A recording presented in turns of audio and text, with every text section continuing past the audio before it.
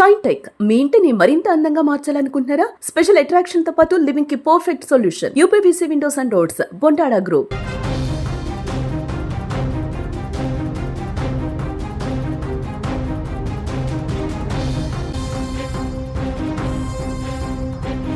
ప్రేమ అంటే ఒకరికొకరు తోడుండటం, ఒకరి కష్ట సుఖాలను పంచుకోవడం. కానీ ఆ ప్రేమే ప్రాణం తెస్తే, ఏడాది కాలంగా నమ్మిన మనిషే వెన్నుపోటు పొడిస్తే, పెళ్లికి ముందే ఒకే గుటిలో కలిసి బతుకుదామని కలలు కన్నారు, కొత్తిల్లు కొన్నారు.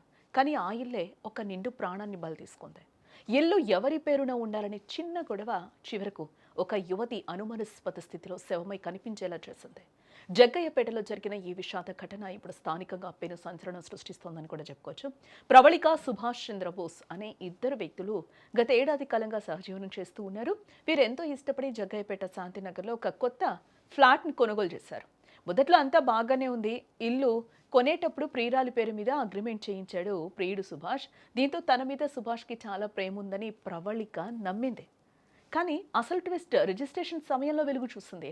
అప్పటి వరకు ప్రవళిక పేరు చెప్పిన సుభాష్ సడన్గా ఉన్నట్టుండి రిజిస్ట్రేషన్ సమయానికి తన తల్లి పేరు మీద ఇంటిని మార్చేశాడు. ఈ విషయం తెలిసిన ప్రవళిక ఒక్కసారిగా షాక్కి గురైంది.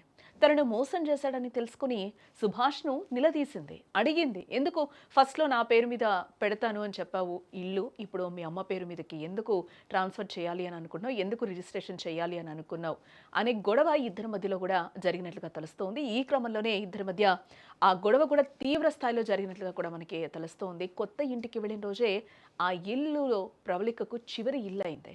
ఆమె ఫ్యాన్కు ఉరి వేసుకుని ఆత్మహత్య చేసుకున్నట్లు వార్తలు బయటకు వచ్చాయి.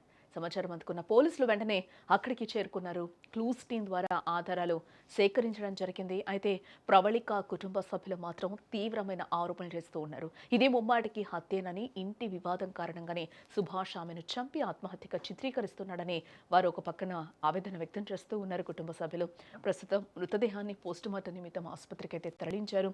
పోలీసులు ఈ కేసును అనుమానాస్పద మృతిగా నమోదు చేసి ప్రస్తుతం అయితే దర్యాప్తు చేస్తూ ఉన్నారు.